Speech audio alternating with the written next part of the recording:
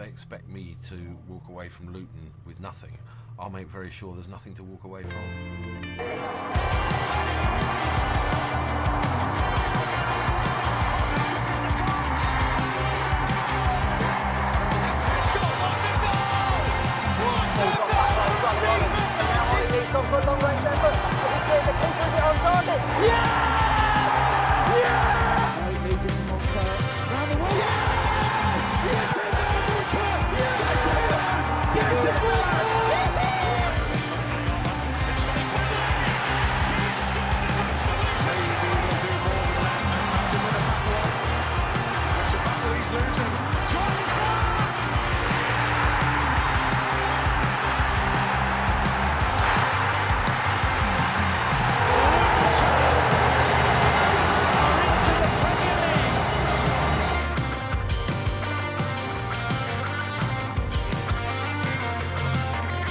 Hello and welcome back to the Oak Road Hatter podcast ahead of game week 10 in the Premier League. It is Aston Villa next for the Hatters.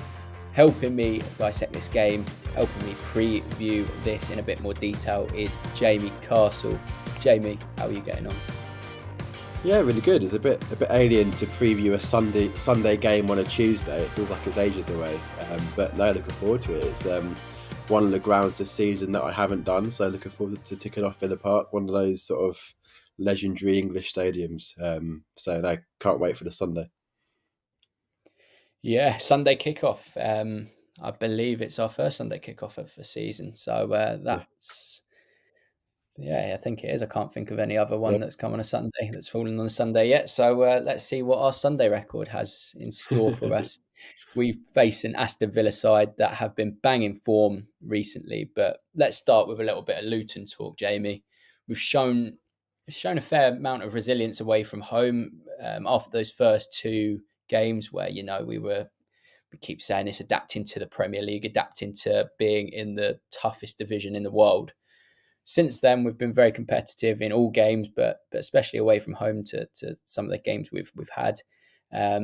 We mentioned Everton because that's our only win, but still to go to Everton as a recently promoted club and take all 3 points, I think that their form of recent shows that it was actually a very good 3 points. And then obviously to fight back in the manner we did on Saturday against Nottingham Forest side, who in a similar vein to Aston Villa, and we'll get on to Villa themselves, have shown really, really impressive home form. So that kind of resilience, that kind of bounce back ability that we've displayed is fantastic to see. Yeah, without a doubt, and it's. I think this Sunday is going to be a fantastic, I guess, marker in terms of how far we've come. Just in what is a 9-game season, it's the first real big test that I would say compared to like Brighton and Chelsea away, that in terms of the games that opened the season. Since then, as you say, we've done Everton away, we've done Forest away, two very good in the grand scheme of things in terms of results, away performances. Everton themselves beat Villa away, and albeit in the cup, but beat Villa away. And it's that marker now in terms of we're going away to an Aston Villa side who, that there's always that team in a Premier League season, it seems, that you think could break into the top 4. And I feel like Aston Villa is the team this season. It was Brighton last year, and it's Villa this year. So it's going to be a really good sort of, I guess, marker to see how far we've progressed. I think we definitely have progressed. It's a bit chalk and cheese for me in terms of that team that set up at the Amex on that early August afternoon, compared to now we're in the depths of October. It's going to be BST to GMT on Sunday. So over a sort of a 2-month spell, it's going to be really, really interesting just to see how we set up, switch from a back 5 to a back 4. It seems like now. So yeah, it's an enjoyable part of the season. And we do finally feel like a Premier League side. And you look at the clubs that are below us, there's been struggles for obviously Sheffield United and Burnley to adapt. I think Burnley performance, they're catching pelters after their display against Brentford. Obviously Sheffield United have had their struggles this season. Even Bournemouth down there really, really struggling. But we can be happy with what we've seen. We can be happy from the progress that we've seen, and rightfully we sit outside those bottom three places. Yeah, and I think it's really frustrating in terms of that Burnley performance, because I think if we would have come away from that with a result, even a point, I think we could say without a doubt we are the best of the three promoted sides. And I think it's difficult to say that now, given that we lost at home to Burnley. But I think in terms of the consistency over a 9-game spell, I think we are definitely the better of the three. And all that talk pre-season, as we mentioned, I don't want to go into too much detail, but in terms of Derby's record and us sort of really not standing a chance, we are actually, as we expected, really fighting above our weight and really making a mark and saying no, we really can stay up. So yeah, it's going to be good. We've got, as you say, we've got three very much Premier League games in terms of the next three. You don't get much more Premier League than the next three on our fixture list. And it's just an exciting time, right? It's exactly what we wanted in terms of being in this league. So yeah, it's tough. I think coming into that game of that 5-game spell in terms of like the Wolves and Everton game, you were almost a little bit nervous in terms of right, we actually really need to get some points now. But we've come through it. Okay, didn't get as many points as we had wanted right at the start, but enough to see us outside the bottom three. And you're now entering into this little 3-game spell where actually we're fairly relaxed, and any point is a bonus point. So I'm just really excited. You got Villa Park, Liverpool at home, and Old Trafford away. He's just it can't get much better than that, can it? If we didn't know we're in the Premier League, I'm sure after this 3-game spell, us Luton fans will fully know. Let's talk Villa. They are sitting 5th. They've got 19 points from 9 games so far, over that 2 point per game kind of margin. 23 goals scored with 13 goals conceded. They're the second highest scorers in the division. And then let us hone in on that really impressive home record. So this season, of course, it's 4 wins from 4, 17 goals scored, 3 goals conceded. And when you look at their winning run, stretching that to last season, it goes to 11 in the Premier League. I think there's a couple more in there maybe from cup competitions, but they have been absolutely relentless and solid and everything you want your home ground to be. Villa Park has been that so far this season.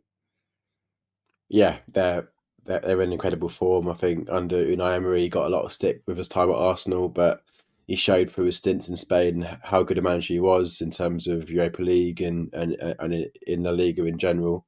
It's coming to Villa, and I think there was a few doubters in terms of some very English-centric media opinions in terms of, well, he didn't do too great at Arsenal, so what's to say he's going to do great at Villa? But he's you can safe to say he's quashed those opinions. 11 straight league home wins. You don't get much better than that in terms of in front of your own fans, and you'd forgive a sort of a fan of Aston Villa walking up on Sunday thinking, well, it's going to be an easy 3 points. You can't debate that as a Luton fan. Their system's different. You don't really see many teams in terms of setup start with like a 4-4-2, 4-2-4. It's different. It's interesting. A centre forward in Ole Watkins, who is far and away the second best English striker behind the world class Harry Kane. They've got quality all over the pitch. They've got a solid sort of central pair. And yeah, as I said right at the top, there's that team each season that seemingly has a chance of breaking into the top 4, and this year for me is Aston Villa. They've recruited really well, and yeah, I think in terms of away tests, it's as tough as you can get. And you said off air, it's probably for me the toughest of the next 3. I think Liverpool at home, okay, albeit doing really well, world class player in Mo Salah coming to Kenny, really difficult, but it's in front of our own fans, and you back yourself and try and get something. And Old Trafford, you go there with absolutely no pressure whatsoever, and they're definitely can be got at. They're a bit shaky at the minute, Man United, but I think Aston Villa, they're absolutely relentless and put 4 past West Ham, 6 past Brighton. Yeah, it's really difficult sat here as someone chatting on a Luton podcast to say, yeah, they've got this weakness or that weakness. It's it's a really difficult team to analyse in terms of how we can get at them. But that's the reason that Rob Edwards is in the job that he's in. He will certainly set us up in the way that we can get at Villa and try and sort of impose ourselves. Yeah, just adding to I guess the complimentary comments there for how Villa have done in recent times. They're a club that I guess you can consider in the bracket of Brighton and Brentford, who have laid down the foundations in terms of intelligent recruitment. Admittedly, fun, they've got a lot more funds, but they're competing above their weight from a financial perspective still. They're a team that recruit fantastically well. They're a team that have an excellent manager in charge who has a style, who can vary his style of play. He's flexible with his formations, in and out of possession. And there is some real quality in that side that you mentioned it there. It's hard to really highlight where their threats are going to come from, because they can vary their attacking play so well, and they can add so many bodies to the attack. They are such a good side to watch as well, especially at Villa Park. But yeah, I don't want them to be playing that kind of football come Sunday. That is for sure. We mentioned the difficulty in pinpointing where their threats are going to come from, but we have to speak about Ole Watkins. You labelled him there as the second best English striker. He's a player that, again, like I mentioned, varies his attacking play. He can get in behind, he can link the play, he can offer a threat from distance, but he's also a poacher. How do you stop a player like that? It's difficult, isn't it? I think he's more of a on the shoulder striker than Harry Kane. He's certainly got a bit more pace and just a bit more agility than Harry Kane is, where he's someone that drops deeper and is a bit, I don't want to say target man, because Kane is not a target man, but he's more of that build in terms of body shape and strength. But Watkins is very much more of a speedy and on the shoulder, but can also be a striker that holds up and brings in his wide players and central midfielders. How do you stop him? I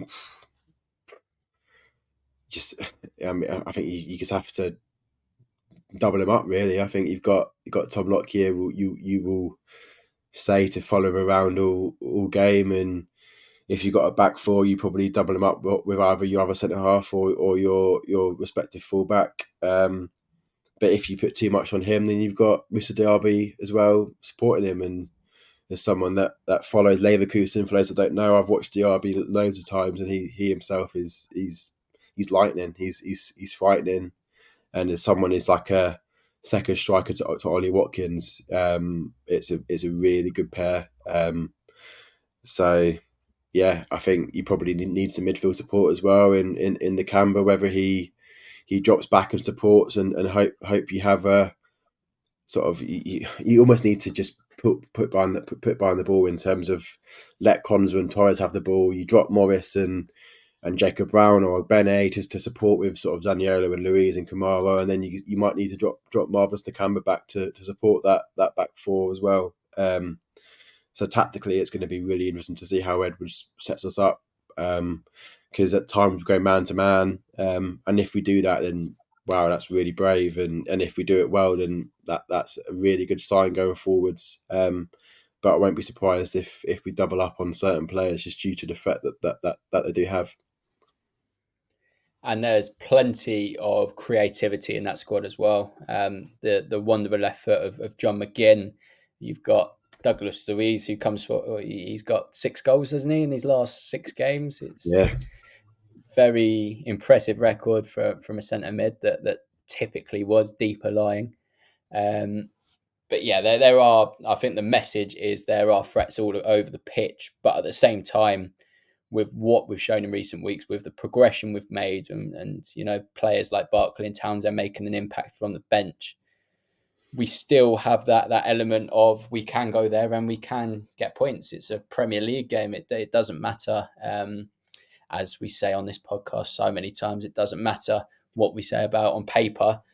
There is real ability in that Luton team, and you take the last 20 minutes of that Nottingham Forest game, that gives you the confidence that we can go out and really chase games, especially at grounds that Forest had that amazing home record. Villa, of course, it's one step up, but it gives you the spirit that we can go to these places and compete and take points away, which is what we're going to have to do. Let's look at something else, Jamie. We'll talk about the two players that are evidently of Premier League quality. That is Andros Townsend Sr. and Ross Barkley. Both came on, made a very good impact against Nottingham Forest. What kind of role do you anticipate they'll play come Saturday? Do you think that Ross Barkley could start? And we'll link that with, obviously, our first poll of the week, which was, should Ross Barkley start against Aston Villa?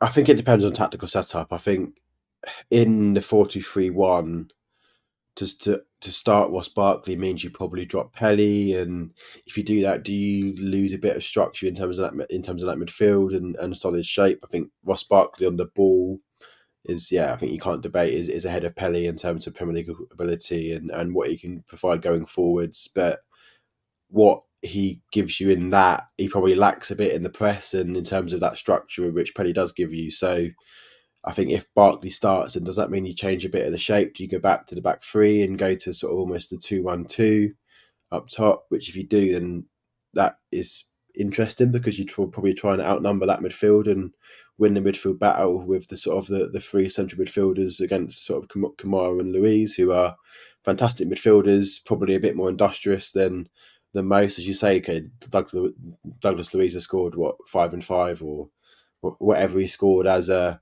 traditionally deeper lying midfielder, but if we can outnumber them, then we might find some joy. So it's a really interesting dilemma that obviously Everton has to try and solve, whether we can get Barkley into that midfield whilst not sacrificing the defensive shape that we've tried to form in terms of not giving too many chances away. In terms of Andros, I think for me probably a bit too soon in terms of fitness. I think he was fantastic coming on away at Forest. And will definitely give us so much between now and January, and hopefully beyond if he signs on for longer than that. But I think for now it's hard to look past sort of Chio, whether he plays left or right. I think Brown's done okay, and I think probably is at most at risk of losing his place. But if he is, I think Eli has showed that he deserves a start. I think in that press, I think as much as the 4-2-3-1 is or the 4-4-2, but it's sort of like that second striker is done well for us. I actually wouldn't be surprised to see us go back to that 5-2-1-2 in terms of just keeping our shape and keeping that bit of sort of defensive solidity. And then that would be potentially Eli and Morris up top in the press, trying to apply some pressure to their back four, and having Chio right wing back on the break as well, which sort of can push us into a bit of like a 4-3-3 setup as well. So a lot of choices, and I think it's a good place to be in terms of having options tactically and personnel. So it's a really tough 11 to call in terms of how we set up on Sunday. Yeah, in terms of that poll, 78% were in favour of Ross Barkley starting against Aston Villa, with 22% at no. We're going to head into a short break. When we're back, we will go through polls 2 and 3, and we'll also get Jamie to make that impossible call, which is the starting 11 prediction and then the score prediction.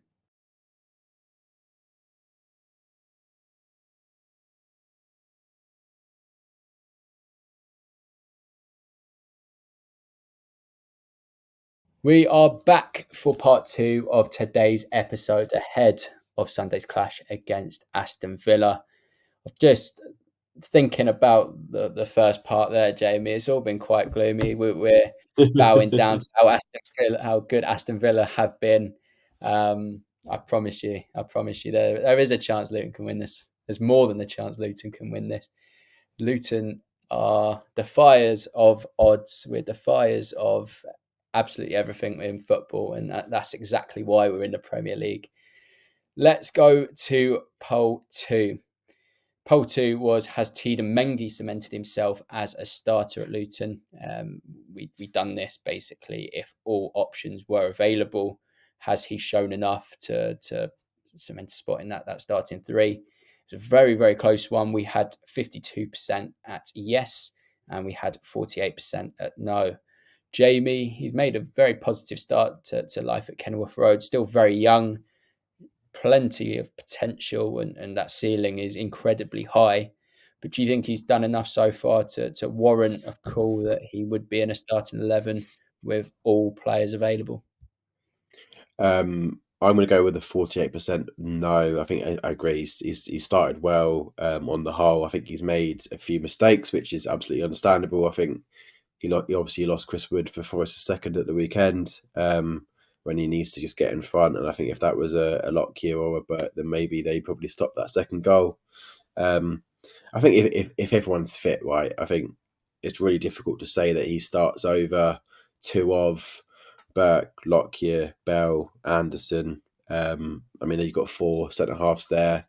I think it's difficult to say that he cements himself as a starter. I think if we're saying our best back 4 at the minute would probably be a Burke, Lockyer, Anderson or Bell, and Doughty is like a back 4. If it's a back 5, then probably it's going to be a back 3 of Burke, Lockyer, Bell, or Burke, Anderson, Bell. So it's tough to say that he is yet. He's first choice centre half. Other than Lockyer, he is the guaranteed partner to play alongside Locks.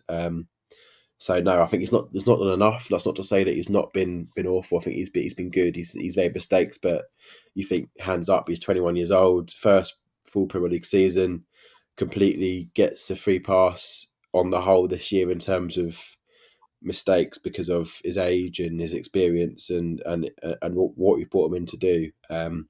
So I'm really big on his future at the club, but in terms of the short to medium term, no, for me, he's not a starter.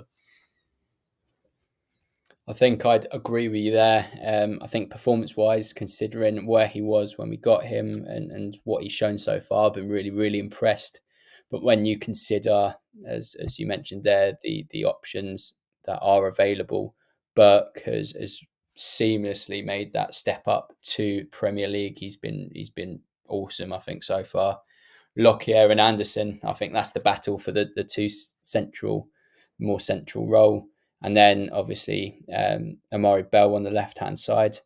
So he sort of just leaves that right-sided centre-back role. And I think that's going to be a real battle this season. You've got Osho there. Obviously, the battle was between Osho and Burke last season. And with both their injury records, of course, there's going to be so many opportunities for Mengi.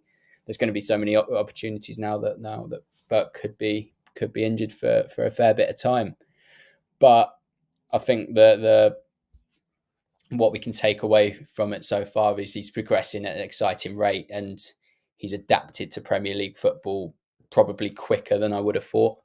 As you mentioned, there are frailties, there will be mistakes, there will be elements of his game that he needs to work on, but ultimately at 21 years of age, we've got a real gem in our hands, I think, and the amount of Premier League football he gets this season, 20-25 games, if he could play that many games, you just think what his price could be in today's market, which, probably talking 20 to 30 million if he can get a real extended run in the team and can continue progressing at the rate he's progressing.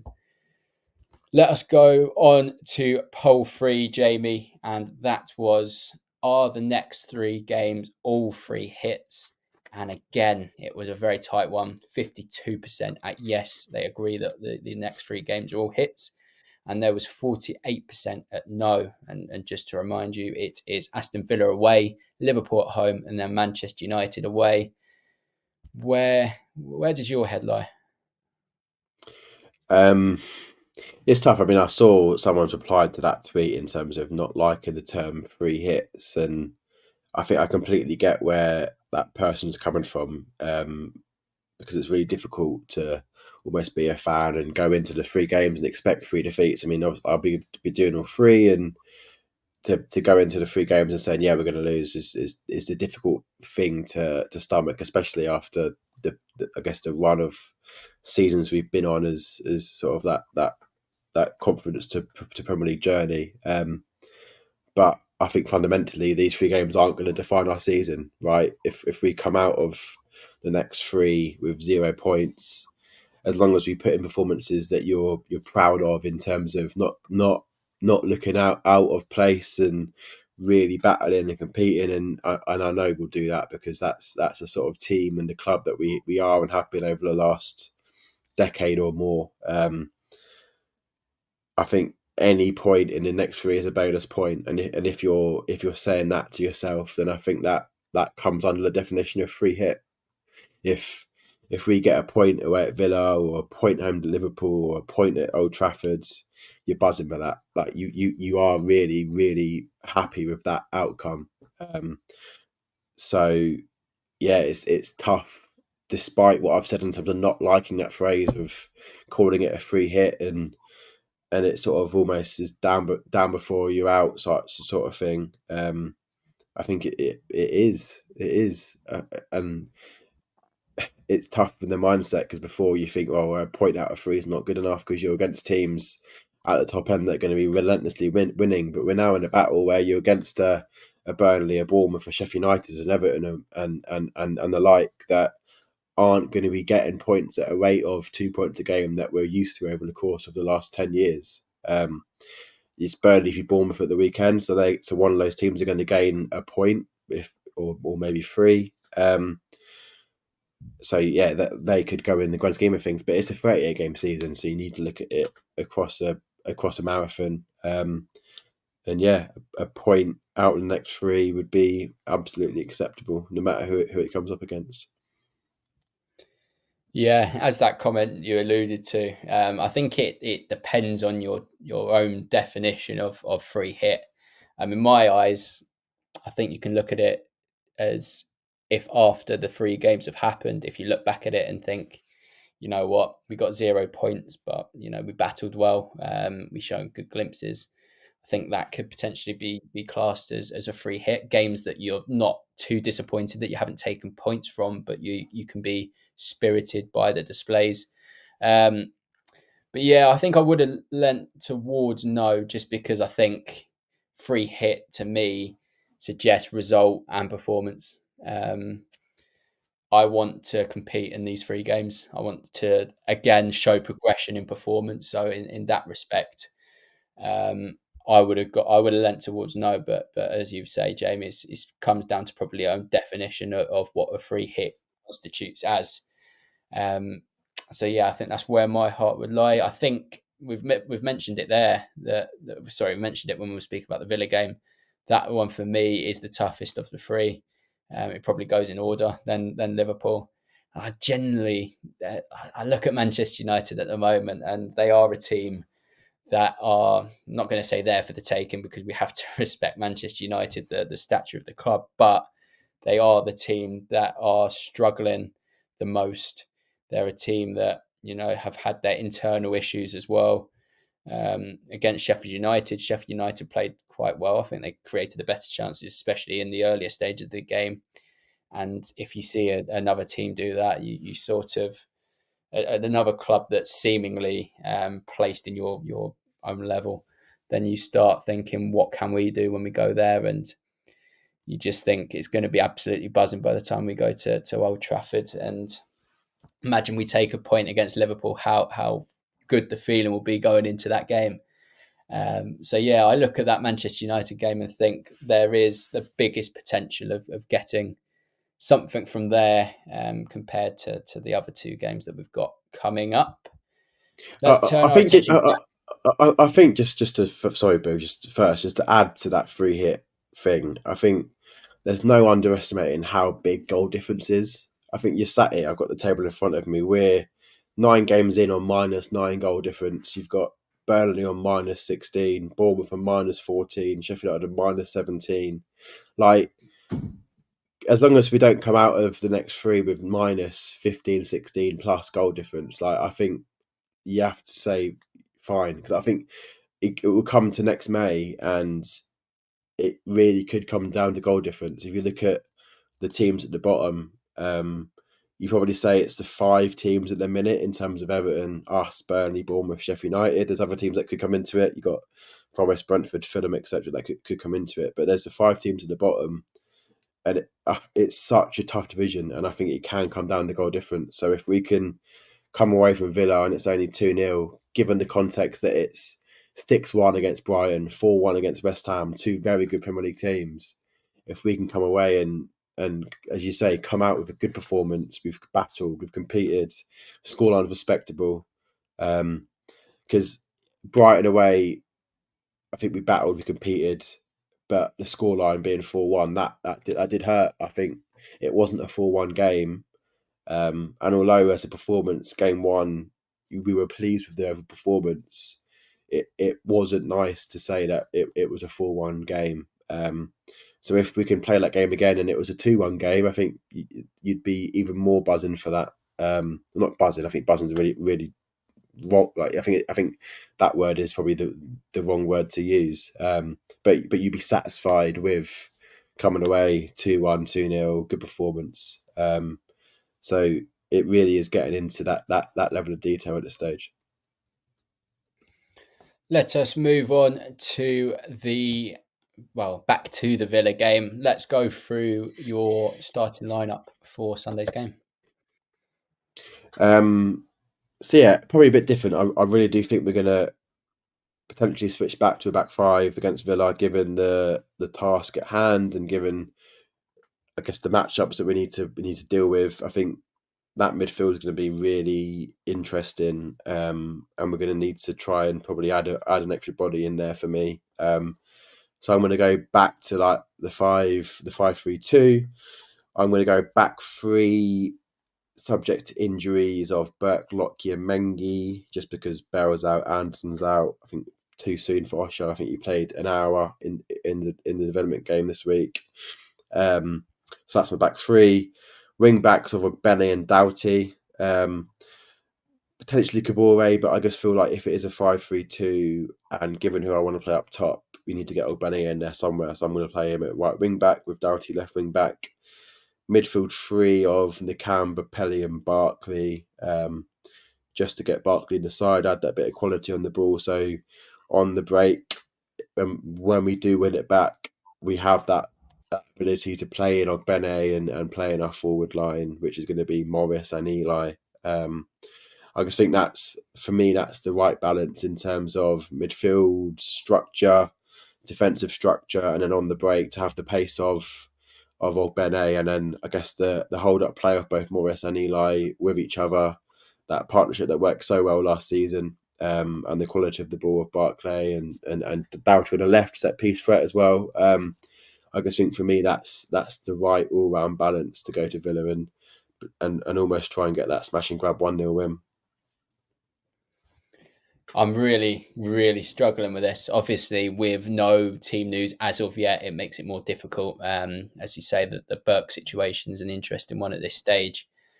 I'll do the same as you. I'll have it in my head that Burke's available. So I'll have Kaminsky in goal. I'll have Burke, Lockyer, and Mengi. And I guess if Burke's not available, Mengi to the right, and then do you bring Osho in yet? It's a very difficult one. So that's why I'm going to stick with my thought that Burke is going to be available. So it makes things easier for me. Obviously, Doughty on the left. This stage, I'll go Kabore on the right. Again, give him a more advanced position. It's more to do with the impact that Ogbene can have, and I prefer him in a forward position than at right wing back, although he can still pose a threat from there. I'm going to stick with the 5-2-3, and my basis for that was our performance against Fulham. I think tactically we got things spot on that day. I think we may not have been the best performance in the world, but I think tactically Rob Edwards got that spot on, and that the speed we played in transition with Lokonga and Nakamba was fantastic. And I think bringing in Barkley will probably be best in terms of trying to recapture that kind of speed that we generated in the attacking transition. So I'd have Barkley next to Nakamba, and then the front three again, where things get interesting.